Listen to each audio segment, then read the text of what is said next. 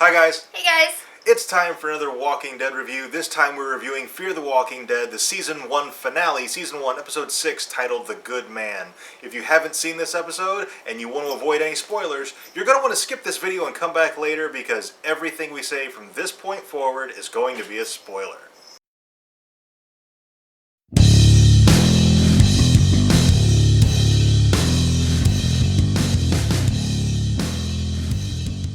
Alright, first off, I really like this episode. It's by far the best episode of the season. That was good. But I have a major problem with the very end. Yep. The very end really made me mad because they had an agreement to, if one of them, got bitten or whatever, they would not let Travis put them down. And then what did they do? They let Travis put her down. What the hell? Yeah, and that made me mad because Travis never asked for the gun. Maddie handed it to him. Yeah. She could have just walked up and done it. And then, yeah, okay, if she walked up and he's like, no, it's got to be me.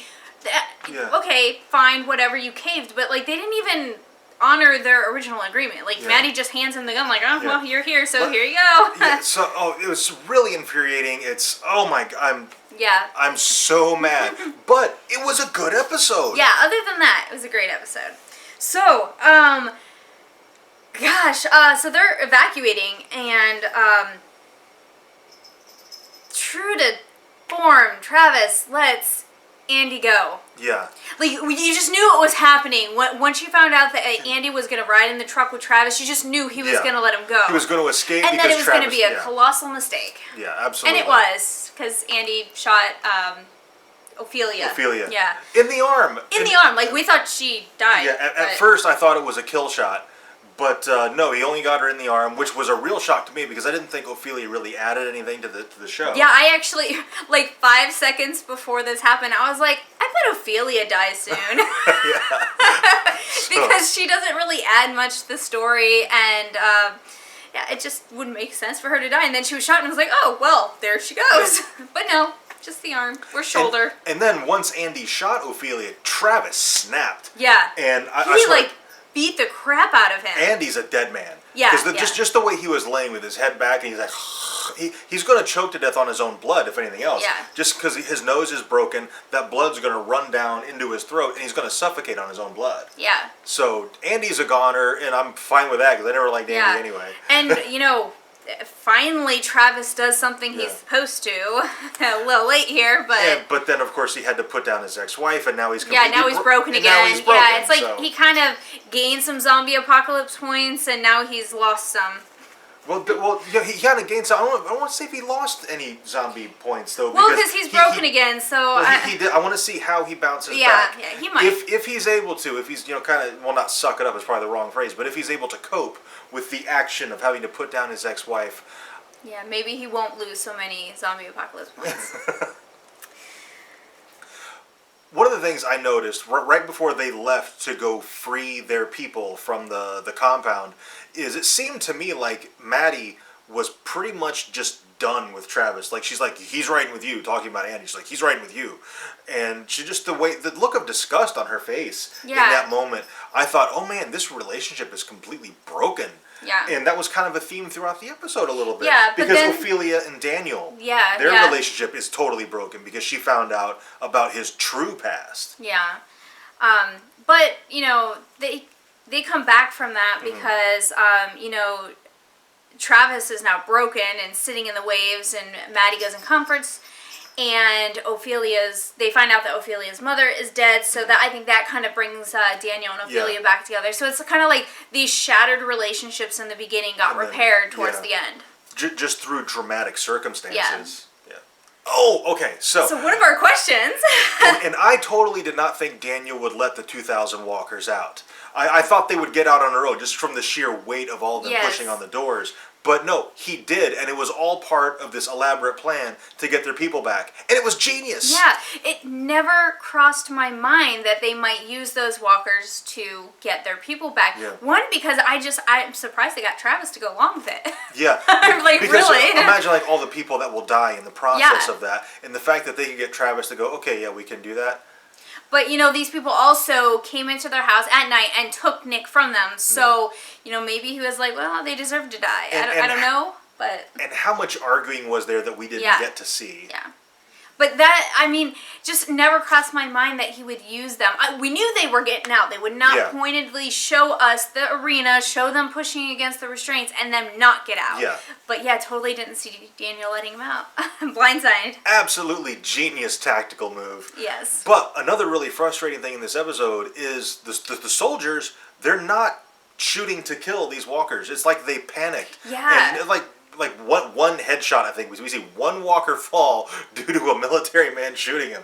Yeah, when the herd comes around the corner to the gate, you see a couple. Yeah. But then it's like once they see the full extent of the herd, it's like they start panicking. Yeah. And all of a sudden they're just shooting all over the place. They're not doing any headshots. They're not taking their time, which leads me to believe that these are not seasoned veterans. With the amount of firepower they had, the amount of ammo they had, that 2,000 walker herd really should not have been that big a problem. It shouldn't have overrun the base. Yeah. It might have taken down the perimeter. There might have been a few casualties, but they should have been able to contain it. It should not have gotten out of control. And of course, with that big herd of walkers coming, the evac gets aborted. And Liza elects to stay behind to reunite with her people, which I was thinking, you know what, Liza, she's the kind of character, she might leave. She almost did. Yeah. Like, she went outside and she was about to get in the vehicle, saw all the walkers, and was like, I can't leave Nick. Yeah. Now, obviously, she didn't know the other people were in there, but she did have at least the decency to go back for Nick, which it surprised me that she was going to leave without him to begin with. Yeah. Just she has been kind of this season one of the queens of bad decisions. Yeah. And just it wouldn't have surprised me at all if she had decided to leave. I'm glad she decided to stay because she saved the day. Yeah. And you know, I would have been surprised had she left because so far all of her bad decisions have been to help other people. Yeah. So for her to just leave and not help these people, that would have been very unlike her. But I'm glad that she did have like a little struggle. They showed her going out to the car and then being like, I can't do it, I gotta save him.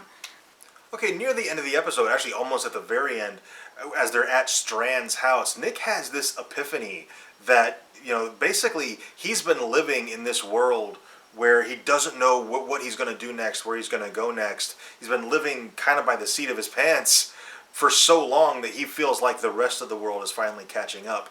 And that was the kind of vibe we got from the very beginning of the show. And it was nice and interesting to see that come full circle. And I kind of think that might be the talent Strand was referring to. Yeah. Is that a heroin addict already lives like this. And so that's the talent he was bringing to the table when they escaped. When do you eat next? Where do you get the things you need, that kind of thing. He's very good at surviving. Resourceful. Yeah, resourceful. And of course, Liza was bitten, and right before Travis puts her down, she does inform him that everyone is infected. If you die, you come back, which I assume they already figured out because they had seen it happen. Yeah, but you know, he was still in denial because he was still telling her, no, we can treat it. We have antibiotics. We have medicine now. And she's like, no, I was working in the hospital. It doesn't work. Once you're bit, it doesn't turn you, but it creates an infection and nothing can stop the infection and you die. So it's kind of like she had to reiterate it for him to be able to pull the trigger. She really had to hammer it home, and maybe it finally sunk in because, well, the fact that he was able to pull the trigger, you know, it was really interesting because he wasn't able in the last episode to put down a walker. Yeah, he was not able to. He did not know personally. And in this episode, he put down his ex-wife who was still alive and was just bit. So, I mean, that's a big jump. Like, a lot of things happened between the two episodes to really change his perspective. And I think it was Liza telling him that, no, there's nothing you can do. And just that utter just feeling of hopelessness he must have felt in that moment to where his only recourse was to put her down. Yeah. And so when they get out, Strand's coming with them, and he's like, well, where are you guys going? And, well, we're going to go east to the desert. And he's like, no, let's go west. And I'm glad that they chose to do that because it makes sense. If something like this is going down, where's everybody going to head? East, to the desert. That nobody's going to be heading west. That's to the water. You get stuck. You get trapped. You can't go any further. So it actually kind of made sense to go the opposite way because now out east are probably a bunch of walkers who were trying to escape. and the baddest of the bad people. Yeah. But then yeah. also, there's a few advantages to going west. A, Strand has a boat, because of course he does. He's obviously crazy rich. I don't know why it didn't occur to me. Strand's probably got a boat, but he does. Yeah. And it's like a giant freaking He has like a yacht. Yeah. So, but it's offshore, so how are they going to get out there? I imagine they're going to have to steal a boat at some Well, point. I imagine if his boat is He's got a dinghy or docked, something. yeah, to he get out probably has a dinghy up on the shore Yeah. or something. I mean, how else would he have gotten back from docking it there or from anchoring? But then also the advantage of being on the coast is, yeah, you're kind of penned in. You're limited in directions you can go, but you're also in limiting the directions that things can come toward you. You know, well, nothing's coming from that direction. I got to focus on this direction. Yeah. So it's, you know, yeah, you're kind of backed into a corner, but you only have to focus on one front.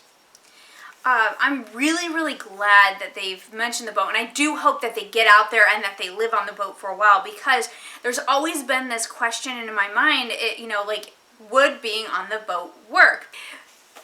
How safe is the boat, really? Yeah. Because it seems like you think, well, that would be the most logical place to go, is in the boat. There's no way for them to get to you. And then if the boat is perfectly safe, you don't have a show. Yeah, So- exactly. So obviously it can't be. So I'm very curious to see what's not good with the boat. Okay. I think that's everything. Is that everything? I think so. Right. If we missed anything that you think we should have talked about, let us know in the comments. And if you enjoyed this review, and we certainly hope you did, let us know by clicking that like button and subscribe for more reviews. And thank you very much for watching, and we'll see you next time.